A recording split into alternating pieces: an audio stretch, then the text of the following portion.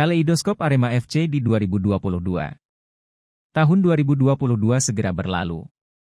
Bersamaan dengan itu, Beri Liga 1 sudah merampungkan putaran pertama. Di tahun baru 2023, kompetisi akan dilanjutkan dengan memasuki putaran kedua. Jika melihat selama 2022, Arema FC jadi klub yang cukup disorot.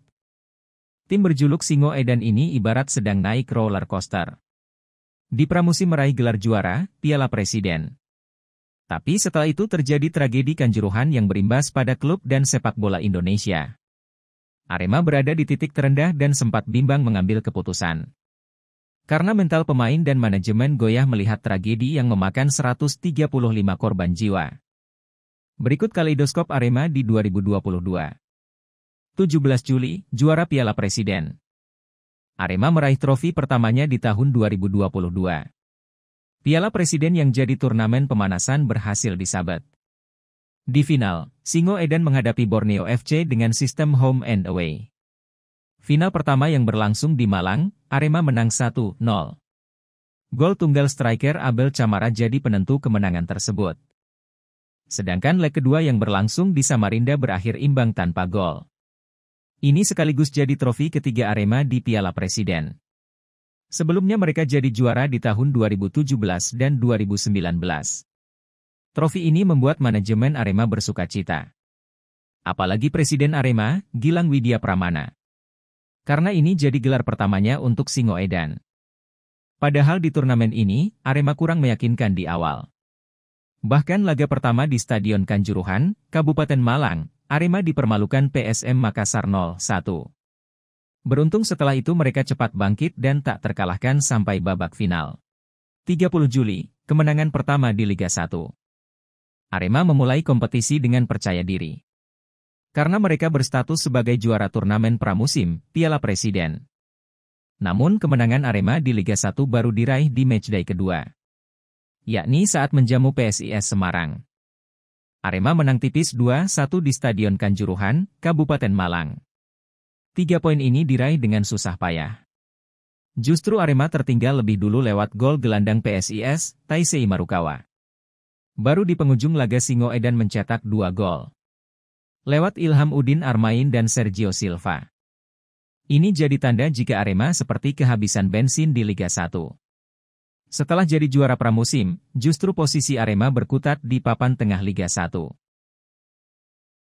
5 September, pecat Eduardo Almeida. Performa Arema yang kurang konsisten di Liga 1 membuat pelatih asal Portugal, Eduardo Almeida harus kehilangan jabatan. Setelah imbang melawan tim papan bawah Barito Putra di Banjarmasin pada matchday 8, Almeida diistirahatkan oleh manajemen.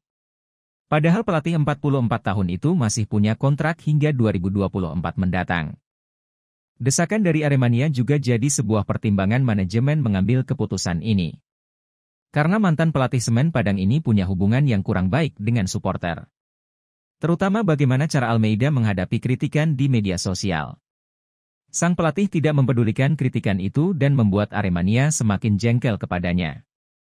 Almeida menganggap jika dia sudah membuat Arema lebih berprestasi di tangannya.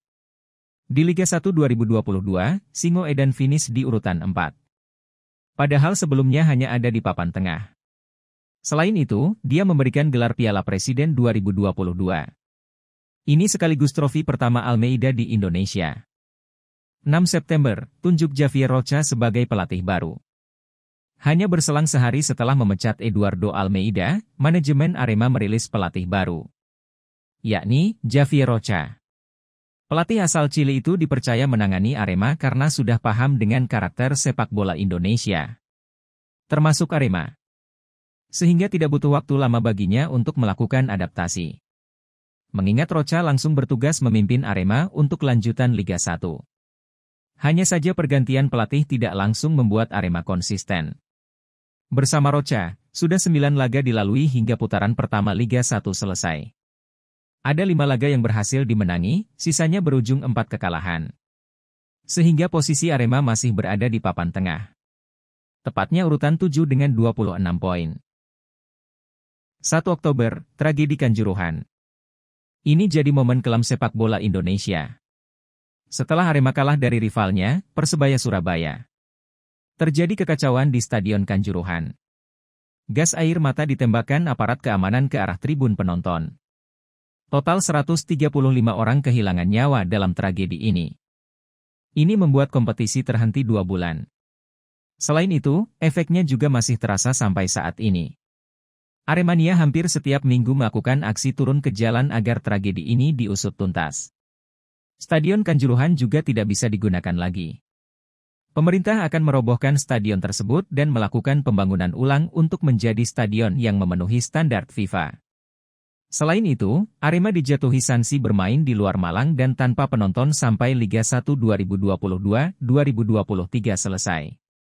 Tragedi ini juga jadi perhatian dunia. Presiden FIFA, Gianni Infantino sempat berkunjung ke Indonesia untuk memberi masukan dan membangkitkan sepak bola Indonesia kembali. 29 Oktober, Presiden Arema mundur. Pasca tragedi Kanjuruhan, situasi Arema FC sedang tidak normal. Selain dijatuhi sanksi, mereka bimbang menentukan langkah. Aremania berharap manajemen jalan bersama melakukan aksi usut tuntas. Namun di sisi lain, Arema punya kewajiban melanjutkan kompetisi. Dalam situasi ini, Presiden Arema, Gilang Widya Pramana alias Juragan 99 memilih mundur dari jabatannya. Dia mengaku mengalami trauma mendalam atas tragedi Kanjuruhan. Namun, ada sinyal jika Gilang mengalami kekecewaan. Karena dia sudah melakukan banyak hal untuk membantu korban. Tapi masih banyak kritikan dan tuntutan dari Aremania. Sebuah kehilangan bagi Arema. Lantaran selama ini Gilang tergolong royal menggelontorkan dana untuk Arema. Miliaran rupiah dikucurkan untuk mendatangkan pemain sekelas Evan Dimas dan kawan-kawan. Sehingga masa depan Arema sempat jadi tanda tanya. 5 Desember, perkenalkan manajer baru. Hanya beberapa hari sebelum Liga 1 dilanjutkan, Arema melakukan pembenahan dari manajerial. Direksi mengangkat Wiebie Dwi Andreas sebagai manajer tim yang baru. Karena manajer lama, Ali Rifki memilih mundur mengikuti jejak Gilang Widya Pramana. Efeknya lumayan. Situasi internal Arema lebih bagus. 4 kemenangan beruntun berhasil diraih. Namun 2 laga terakhir di putaran pertama berujung dengan kekalahan. Saat ini, peran Wiebie akan disorot. Terutama saat memasuki transfer window. Biasanya manajer tim punya peran besar menggaet pemain baru yang diinginkan pelatih. Apakah dia bisa mendatangkan pemain bagus? Atau justru Arema kehilangan pemainnya? Jawabannya bisa dilihat di Januari 2023.